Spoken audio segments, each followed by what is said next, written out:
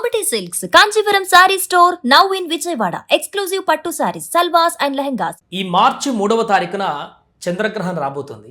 దీనివల్ల జరిగేటువంటి పరిణామాలేంటి, ఎవరు ఎలాంటి నియమాలు పాటించాలి, ఆ రోజు ఏం చేయాలి ఏం చేయకూడదు పూర్తిగా తెలుసుకునేటువంటి ప్రయత్నం చేద్దాం. మనతో పాటు ముక్కాముల పీఠాధిపతి శ్రీధర స్వామి గారు ఉన్నారు.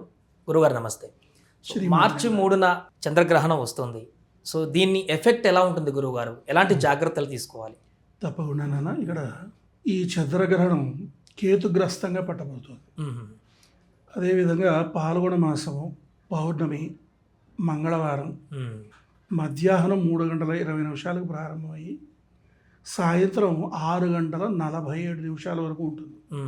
అయితే ఇది సంపూర్ణ చంద్రగ్రహణం అయితే కాదు. ఓకే, దీన్ని పాక్షిక చంద్రగ్రహణం అంటారు. ఇక కొద్దిగా కనపడుతుంది అంతే. అయితే ఇది చెప్పాలంటే మనకి చంద్రగ్రహణం రాత్రి కాలం అయితే చాలా స్పష్టంగా ఉంటుంది. ఇది పగటి కాలం పట్టడం చేత ఏమిటంటే మనకి గ్రహణం పట్టు విడుపులు అంటాం కదా, అందులో పట్టు అనేది మనకు కనపడదు. గ్రహణ ఆరంభం అనేది మనం చూడలేం. గ్రహణం విడిచేటువంటి సమయంలో కొద్దిపాటి సమయం, కేవలం ఒక 27 నిమిషాలు మాత్రం మనం చూడగలుగుతాం. ఎందుకంటే పూర్తిగా చీకటి పడాలి, చంద్రోదయం కావాలి, మనకు అది కనపడాలి. అంచేత ఈ విధంగా మనకి ఎక్కువ సమయం అనేది కనపడట్లేదు. పైగా ఇది పాక్షిక చంద్రగ్రహణంగా మనం చెప్పుకుంటాం. అదేవిధంగా ఈ గ్రహణము సింహరాశి, అదేవిధంగా పుబ్బా నక్షత్రంలో ఏర్పడింది కనుక ప్రధానంగా పుబ్బా నక్షత్రం వాళ్ళు, అదేవిధంగా సింహరాశి వాళ్ళు, మఖ 1, 2, 3, 4 పాదాల వాళ్ళు, పుబ్బ 1, 2, 3, 4 పాదాల వాళ్ళు, అదేవిధంగా ఉత్తరా నక్షత్రం 1వ పాదం వారు ప్రధానంగా ఈ గ్రహణాన్ని చూడకూడదు అని మనకి శాస్త్రాన్ని బట్టి తెలుస్తోంది. అయితే వీళ్ళు మాత్రం జాగ్రత్తగా ఉండాల్సిన పరిస్థితి ఉంటుంది. ఓకే, సో మంగళవారం వస్తుంది, పౌర్ణమి అంటున్నారు. సో ఇన్ని సంకేతాలు కనిపిస్తున్నాయి కదా స్వామీజీ, దీనివల్ల ఇంకేమన్నా డిసడ్వాంటేజెస్ ఉండేటువంటి అవకాశం ఉంది ఈ గ్రహణం?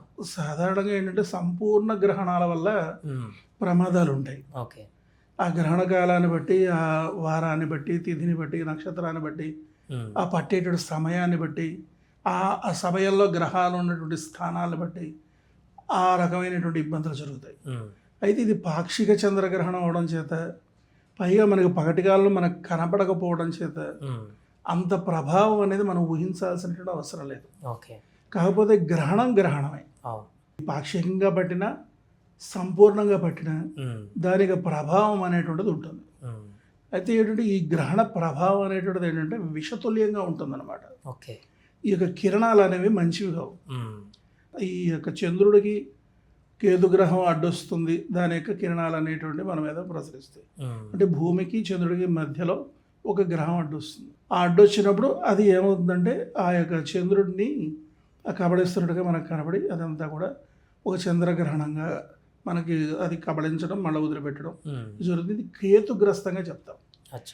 ఈ యొక్క కేతుగ్రస్త చంద్రగ్రహణం, ఈ యొక్క దీని ప్రభావం అనేది ఏంటంటే మనకు కనబడట్లేదు కానీ ఎక్కువ ప్రభావం ఉండదు.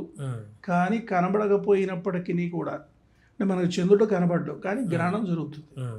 అంటే గ్రహణ కిరణ ప్రభావం అనేది ఉంటుంది. ఏదైనా సరే, ఇప్పుడు సూర్యకిరణం ఉంది, సూర్యకిరణం ఉదయం ఆహ్లాదంగా ఉంటుంది, మధ్యాహ్నం తాపాన్ని కలగజేస్తుంది, సాయంత్రం మళ్ళీ ఉత్సాహాన్ని ఇస్తుంది. అదేవిధంగా చంద్రకిరణం కూడా మనకి పాడ్యం నాడు ఒక విధంగా, విధి నాడు ఒక విధంగా, అలాగే పౌర్ణమి నాడు ఒక విధంగా. పౌర్ణమి నాడు పరిపూర్ణ కళలతో ఉంటాడు చంద్రుడు. అదేవిధంగా మనకి ఏమవుతుంది, మళ్ళీ పౌర్ణమి మరుసటి రోజు నుంచి అమావాస్య వరకు కూడా ఈ వేరే వేరే కళలు తగ్గుతూ ఒక్కో రోజు ఒక్కో కళతో ప్రకాశిస్తాడు. ఇక్కడ కళను బట్టి చంద్రుడు యొక్క ఆ లక్షణం అనేది ఉంటుందన్నమాట. ఈ చంద్రకళలో చాలా ప్రధానమైనవి. ఈ చంద్రుడు మానసిక ఉల్లాసాన్ని కలగజేసేవాడు, అదేవిధంగా మానసిక ఆనందాన్ని కలగజేసేటువంటి వాడు, మానసిక ప్రశాంతతను కలగజేసేవాడు. మానసిక పరమైనటువంటి ఏ రుగ్మతలకైనా సరే కారకుడు చంద్రుడు అవుతాడు. ఎప్పుడైతే చంద్రుడు దోషభూయిష్టంగా ఉంటాడో దానికి వ్యతిరేక ఫలితాలు అనేటువంటివి వస్తాయి. అంచేత ఈ యొక్క పౌర్ణమి నాడు, పాల్గొన పౌర్ణమి నాడు, పైగా ఆఖరి పౌర్ణమి, ఇక చంద్రకిరణ ప్రభావం అనేటిది కొంచెం ఎట్లా ఉంటుందంటే ఈ పరిపూర్ణమైన కళలతో లేకపోవడం చేత ఏంటంటే ఆ కళలు కబళించబడడం చేత కాస్తంత ప్రశాంతత అనేది లోపిస్తుంది. సో జనరల్గా ఇప్పుడు ఇంట్లో ఉన్న వాళ్ళు ఏమైనా జాగ్రత్తలు తీసుకోవాలా గురుగారు ఈ యొక్క గ్రహణ సమయంలో? గ్రహణ సమయంలో సాధారణంగా ఎవరైనా సరే గ్రహణం చూడకుండా ఉండడం అనేది మంచిది. ఇంట్లో మనం ప్రధానంగా తీసుకోవాల్సింది ఏంటంటే దర్భపుల్లలు ఉంటాయి. ఆ దర్భపుల్లలు కాస్త ఇంట్లో ప్రధాన దేవతా మందిరాల్లోనూ, తర్వాత అదేవిధంగా ఈ ఊరగాయ జాడీలు పెట్టే దగ్గర, తర్వాత ఈ బియ్యాలవన్నీ మనం కందాకొట్లు అంట పూర్వం స్టోర్ రూమ్స్, అందులో ఇవన్నీ పెట్టుకోవడం ద్వారా ఆ కిరణ ప్రభావం అనేటువంటిది ఉండదు. అయితే ఇంకొక విశేషం ఇక్కడ గమనిస్తాం ఏంటంటే, పూర్వం నుంచి గ్రహణం పట్టేటువంటి సమయానికి ఒక పళ్ళెం పెట్టేసి అందులో నీళ్లు పోసి రోకలు నిలబడితే నిలబడదు. నిలబడి గ్రహణం విడిచేసే సమయానికి రోకలు పడిపోతుంది ఆయనందరిది. కానీ అది భలే విశేషం అనమాట. అది చాలా ఆశ్చర్యాలకు గురి చేస్తూ ఉంటుంది. ఈ విధంగా ఈ గ్రహణం పట్టింది అనే దానికి నిదర్శనంగా ఇవి మన వాళ్ళు బాగా చేస్తూ ఉంటారు. పెద్దవాళ్ళంతా ఈ ప్రకారంగా పాటిస్తూ ఉంటారు. ప్రధానంగా దృష్టిలో పెట్టుకోవాల్సిన గర్భిణీ స్త్రీలు. ఈ గర్భిణీ స్త్రీలు ఏం చేయాలంటే ఆ సమయంలో కదలకూడదు. అదేవిధంగా చంద్రకిరణం అనేది గర్భం మీద పడకుండా చూసుకోవాలి. మనకి ఇంట్లోంచి బయటికి రాకుండా చూసుకోవాలి. అదేవిధంగా ఆహారం అరిగిపోవాలి అప్పటికి. తర్వాత అదే గర్భంలో అంటే లోపల ఏవి ఆహారం అనేది ఉండకూడదు. మంచినీళ్ళు కూడా ఆ సమయంలో తాగకుండా ఉండాలి. అలాగే మూత్ర విసర్జనలు కూడా చేయకుండా ఉండాలి. గర్భిణీ స్త్రీలు ప్రధానంగా పాటించాల్సిన నియమాలు. గర్భిణీ స్త్రీలే కాదు, ఆ నియమాలు పాటించాల్సినటువంటి పరిస్థితి ఉంటుంది. ఎందుకంటే చంద్రకిరణ ప్రభావం వీళ్ళెవరికి తెలియదు, చాలా రహస్యం. మనలో ఉన్నటువంటి సంతానోత్పత్తి కణాలని ప్రేరేపిస్తుంది చంద్రుడు. ఇప్పుడు చూడండి, మనకి ఆ ఆహ్లాదకరమైన వాతావరణం కూడా పాడ్యమి మొదలుకొని, అంటే అమావాస్య పాడ్యం మొదలుకొని అమావాస్య తర్వాత పాడ్యం నుంచి పౌర్ణమి వరకు కూడా ఈ యొక్క కిరణాలు ఎప్పుడైతే మనలో పడతాయో ఆ కళల ప్రభావం చేత మనలో ఒక ఉత్సాహం, ఆ యొక్క కణాల యొక్క యాక్టివేషన్ అనేటిది జరుగుతుంది. అది అలాగ పౌర్ణమికి వచ్చేసరికి ఏమవుతుందంటే కణాలన్నీ కూడా పరిపూర్ణంగా యాక్టివేట్ అవుతాయి. అదేవిధంగా పౌర్ణమి నాడు చూడండి, మనకి పూర్వం అంతా కూడా ఎప్పుడు పున్నమి రాత్రి చూపిస్తారు. అలాగే మనకి పాములు కూడా పున్నమి రాత్రి నాడు సంగమిస్తాయి అనేటువంటిది కూడా మనం వింటూ ఉంటాం.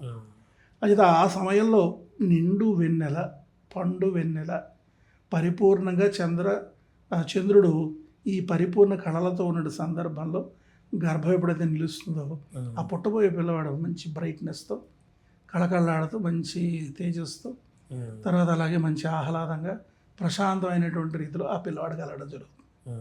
ఇలాగ ఈ యొక్క ప్రభావం అనేది ఖచ్చితంగా సంతానోత్పత్తి కణాల పైన ఉంటుంది. ఈ ప్రభావం వల్ల మరి కొంతమందికి ఏంటంటే మానసికమైన రుగ్మతలు వచ్చేదానికి కూడా అవకాశం ఉంది. చంద్రగ్రహణం కనుక అంచేత బహుజాగ్రత్తగా గర్భిణీ స్త్రీలు ఉండాల్సిన పరిస్థితి ఉంటుంది. ఆ సమయంలో బ్రహ్మచర్యం పాటించాల్సిన అవసరం ఉంటుంది. అదేవిధంగా మనం ఏ కార్యక్రమాలైనా సరే మనం మధ్యాహ్నం 12 గంటలకల్లా ముగించేసుకుని ఈ ఆహార పానీయాలన్నీ కూడా ఉపవాస దీక్ష చేయడం అనేది మంచిది. ఆ తర్వాత మళ్ళీ రాత్రి విడుపు స్నానం అంట, అప్పుడు స్నానం చేసి పసుపు నీళ్ళతో శుద్ధి చేసుకుని ఆ తర్వాత మళ్ళీ అప్పుడు పదార్థాలు వండుకొని తినడం అనేది అన్ని విధాలుగా కూడా మంచిది అనమాట. రైట్, థ్యాంక్ యూ గురువు గారు, థ్యాంక్ యూ సో మచ్. శ్రీమాత్రి నమః.